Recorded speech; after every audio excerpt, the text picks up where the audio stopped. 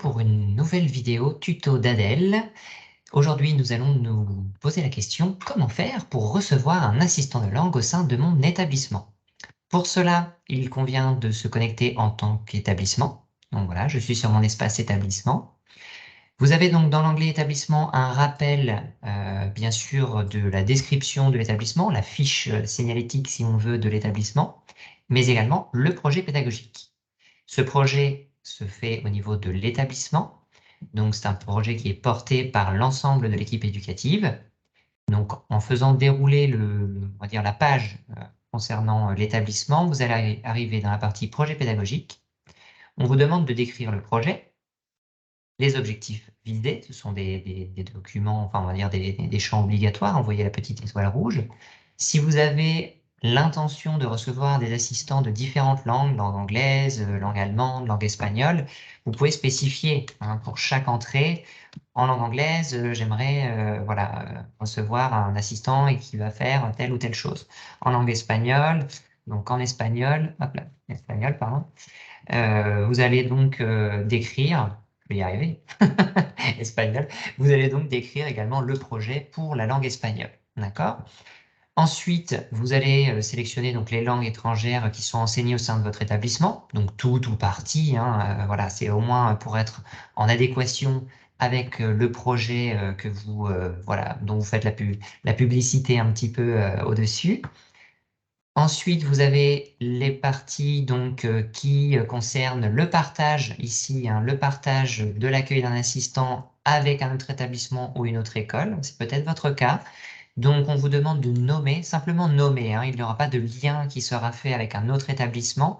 Chaque établissement, chaque école souhaitant recevoir un assistant, que ce soit pour un temps complet ou un temps partiel, doit faire une demande sur la plateforme. Et ensuite, pour les autorités éducatives du pays qui devront déterminer si oui ou non le partage se fera, vous allez donc ici cliquer sur l'accueil d'un assistant serait partagé avec un autre établissement et vous allez nommer le ou les établissements concernés comme indiqué ici. Par la suite, on vous demande de remplir des informations concernant les conditions matérielles de l'accueil. Cette partie est extrêmement importante, je dirais tout aussi importante que la partie du projet pédagogique, puisque c'est une information qui, comme le projet sera transmise à l'assistant qui pourrait être donc affecté sur votre établissement. Information cruciale pour un assistant qui, quand il habite à plus de 10 000 km de la France, notamment, ou 10 000 km d'un pays hors de France, se pose toujours des questions très pratiques sur les conditions de l'accueil de ce dernier. Donc, vous allez spécifier ici quelles sont les éventuelles aides, ou en tout cas logements que vous pourriez proposer à cet assistant. Vous pouvez également indiquer quels sont les services proposés par l'établissement ou par les professeurs qui vont suivre, bien sûr, l'assistant. Donc ça, c'est vraiment très, très important. Et enfin, dernier petit détail qui a son importance, l'établissement inclusif. Quand vous cochez cette case, établissement inclusif, cela veut dire que vous êtes prêt à accueillir des personnes qui auront des besoins spécifiques, des personnes malvoyantes, des personnes à mobilité réduite, voilà, des personnes qui ont besoin d'un aménagement particulier. Donc pensez bien à le déclarer si votre établissement est bien équipé à ce niveau-là. Une fois que les éléments donc, sont saisis, vous allez enregistrer les modifications. Cela vous ramène en haut de la page, mais vous allez pouvoir vérifier bien sûr que les informations sont bien enregistrées. Une fois que les données du projet pédagogique sont enregistrées, n'oubliez surtout pas de formaliser, cette fois-ci, la demande de poste. Donc en haut à gauche, oui, Louise? Excuse-moi, Yves, je peux juste revenir sur le projet pédagogique. Donc, n'hésitez pas, effectivement, si vous êtes plusieurs professeurs ou plusieurs personnes qui verraient des langues différentes, à voilà, compléter cette partie de description du projet. Vous pouvez tout à fait enregistrer et ensuite avoir un de vos collègues qui complète le paragraphe que vous avez saisi et enregistre lui par la suite en plus de ce que vous aviez saisi. Donc voilà, ça peut se faire en plusieurs temps si besoin. Tout à fait, n'effacez pas le travail qui a été fait par votre collègue, s'il vous plaît. Donc voilà, si vous voyez que quelque chose a déjà été saisi, bien sûr, vous pouvez ajouter des éléments. Il faut également savoir que ce projet pédagogique, d'une année sur l'autre, il est conservé. Donc, si l'année suivante, vous voulez une nouvelle fois recevoir un assistant de langue, vous allez donc retrouver les informations saisies et vous allez pouvoir donc on va dire, voilà, ajouter certains éléments. Il faut savoir que le projet pédagogique est également accessible à tout moment. Si vous avez des nouveautés, notamment concernant les conditions matérielles de l'accueil, vous avez finalement un logement qui s'est libéré au sein de votre établissement, que vous n'aviez pas déclaré au moment de la première saisie, n'hésitez pas à tenir cette partie à jour à tout moment, puisqu'elle sera consultable par l'assistant, le moment venu. Donc, nous revenons à la demande de poste. Donc, la demande de poste qui est donc en haut à gauche, c'est donc l'élément qui va formaliser concrètement la demande pour recevoir un assistant de langue dans une ou plusieurs langues données. Vous voyez ici donc sur cet écran que la gestion des postes, donc vous avez une sorte d'usine à gaz hein, avec des statistiques, les demandes de postes en attente, les postes qui sont validés par le rectorat en France ou l'autorité éducative dans votre pays de gestion. Vous avez également les statistiques qui concernent l'année 2023. Si je passe sur l'année 2022, vous voyez que d'autres statistiques et d'autres demandes s'affichent. J'ai des demandes qui sont restées en attente, qui n'ont jamais été traitées pour l'année 2022, d'autres qui ont été validées pour l'année 2022. Voilà, vous avez une sorte d'historique qui est conservé dans Adèle, donc ça permet d'avoir une certaine traçabilité pour les différentes équipes pédagogiques qui vont devoir intervenir. Il faut savoir que la page de demande de poste est accessible donc au propriétaire de l'établissement, donc au chef de l'établissement, à toute personne ayant créé le compte établissement. Elle est également disponible à tous les professeurs qui ont un accès en tant que professeur gestionnaire. Vous le verrez ici en haut à droite, hein, sous votre nom, ça dira professeur gestionnaire. Et c'est donc professeurs ayant obtenu un droit supplémentaire d'administration sur l'établissement pourront également formuler la demande de poste et compléter le projet pédagogique. Pour effectuer une demande de poste d'assistant, c'est très simple. Vous voyez un grand bouton rouge « Demande de poste d'assistant ».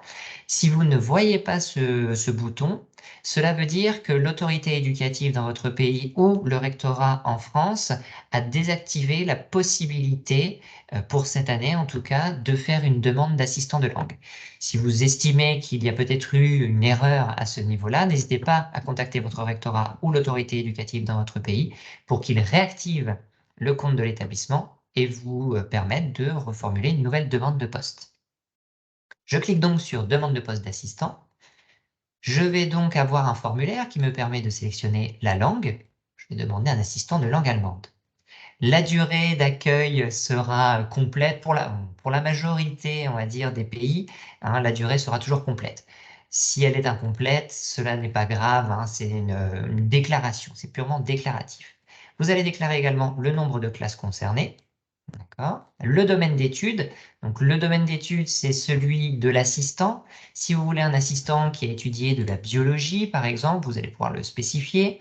Si vous avez un projet dans le domaine des mathématiques, eh bien, on pourra spécifier que l'on souhaiterait, je dis bien c'est un souhait, on souhaiterait recevoir un assistant ayant des connaissances dans le domaine des mathématiques. Et nous allons déterminer donc qui sera le professeur référent, professeur qui travaillera donc avec l'assistant. Vous voyez ici dans cette liste uniquement les professeurs qui ont leur compte validé. Je reviens rapidement dans la liste des utilisateurs. J'ai deux professeurs, enfin deux personnes potentiellement éligibles pour être professeur référent, PR, mais seulement le directeur Gassendi apparaît puisque c'est le seul qui est validé. PR2 Gassendi, lui, est toujours en attente de validation, donc si vous n'avez pas validé les comptes de vos professeurs, ils n'apparaîtront jamais sur la demande de poste. Une fois que votre demande de poste est complète, donc vous avez défini le professeur référent, que vous avez dit s'il est linguiste ou non, que vous avez déterminé l'occupation du poste, donc c'est en pourcentage. 100%, c'est un poste à temps complet, bien évidemment. 50%, c'est pas 500, 50%, pardon, c'est un mi-temps. Si vous n'avez pas une idée très précise de la durée d'intervention de l'assistant, voilà, la durée hebdomadaire d'intervention de l'assistant au sein de votre établissement, vous pouvez indiquer 100%. De toute façon, c'est l'autorité éducative ou le rectorat en France qui va déterminer le pourcentage final d'intervention. Vous avez également la possibilité de fournir une pièce jointe. Donc, cette pièce jointe, ça peut être un document demandé par l'autorité éducative ou le rectorat. Il peut s'agir également d'un document, par exemple, vous avez reçu un assistant cette année, vous voulez recevoir un nouvel assistant l'année prochaine, toujours dans la même langue, eh bien, vous allez fournir des preuves de ce que vous avez fait avec cet assistant. Donc voilà, n'hésitez pas à enrichir votre demande avec un document pièce jointe si nécessaire.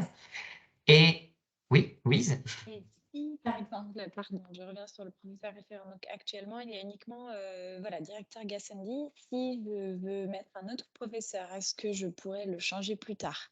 Oui, il est tout à fait possible de modifier le professeur référent par la suite, une fois que vous avez validé votre demande de poste, c'est-à-dire en envoyant votre demande. Attention, l'envoi d'une demande est définitif. D'accord? Donc, une fois que vous l'avez envoyé, seul, et c'est là pour rebondir au commentaire de Louise, seul le professeur référent est modifiable. Vous ne pouvez ni modifier la langue, ni modifier la quotité. En revanche, le professeur, comme vous le voyez ici, j'ai une demande en attente, j'ai toujours la possibilité, à côté du nom du professeur référent, de cliquer sur la petite icône verte avec des petites flèches et on me proposera de sélectionner, alors je n'ai qu'un professeur aujourd'hui, hein, mais on vous proposera de sélectionner un autre professeur si besoin. Cette action peut se faire à tout moment lorsque la demande de poste est en attente ou lorsqu'elle est validée. Vous voyez ici en dessous, j'ai toujours la possibilité de le modifier. D'accord? Une fois, il faut savoir également qu'une fois que votre demande est en attente, vous recevrez un courriel lorsque cette demande sera acceptée ou refusée. Et si cette demande est acceptée, vous la verrez apparaître ici dans le deuxième tableau poste validé. Et juste à, je vois donc date de création de ma demande. Quelle est la période sur laquelle je peux faire une demande en tant qu'établissement? Alors, la période pour formuler une demande de poste est libre, hein, c'est-à-dire ce n'est pas France Éducation Internationale qui va fixer un cadre, en tout cas des dates limites pour formuler les demandes. En revanche, votre rectorat en France ou l'autorité éducative dans votre pays peut bien sûr fixer un cadre maximum. Bien sûr, la plateforme ne va pas bloquer les demandes, mais il est fort probable, si vous dépassez le délai fixé par l'autorité éducative, il est fort probable que votre demande soit rejetée ou en tout cas qu'elle ne soit pas prise en compte. Voilà, c'est tout pour cette session concernant donc la demande d'un poste d'assistant de langue.